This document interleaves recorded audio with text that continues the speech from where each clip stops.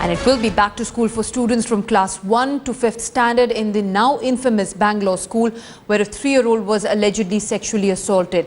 But questions remain on the fate of hundreds of students in nursery classes and grade 6th and 7th.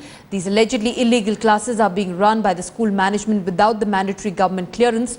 Meanwhile, the Bangalore police also achieved a breakthrough in the case with the arrest of one person. He is 45 years old. His name is Gundappa and has been working at the school for the last 2 years and was taken into custody after the 3-year-old victim recognized him from a photograph.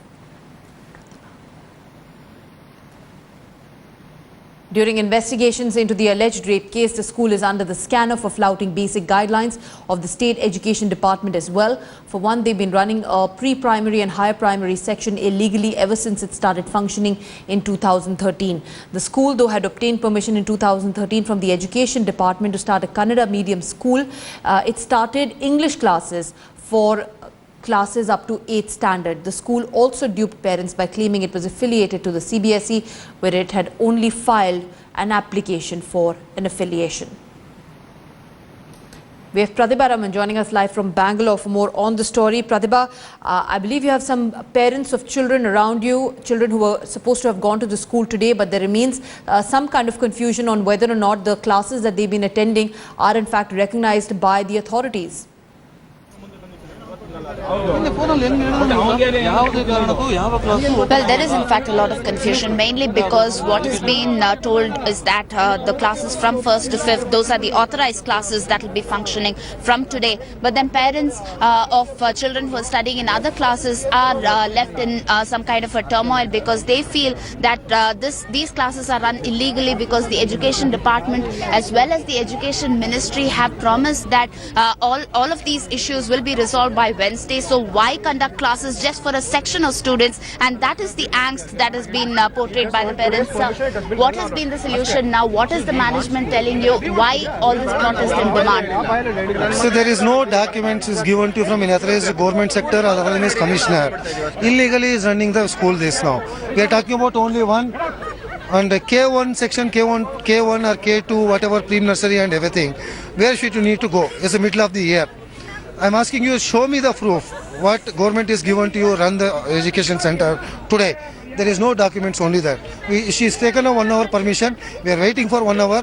Let her come out. Let him produce the documents. If he's told that, we'll go off. On Wednesday, she told, he's promised me and running the pre-nursery and as well as LKG and UKG. That also document supposed to produce that. We have get a mail says that we are reopening on Wednesday pre-nursery and LKG and UKG also.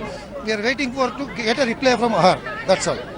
If you're not given a convincing reply, are you willing to take the child out from the school? Madam, now a lot of people is already, we don't want to, we are not troubling to organization. Our kid also need to go inside the campus. Our intention only one thing, what is the permission is given? Okay, 1 minute, madam. So, main demand is that they are waiting for permission now. The clock is ticking. Just for 1 hour, they'll have to wait and see what kind of documents that the management is going to produce, whether at all they're going to put these parents' minds at rest. Pratibha, do you see any school authorities around you really who can guide these parents who are grappling with this confusion on whether or not their children are getting an education that is recognized by the authorities?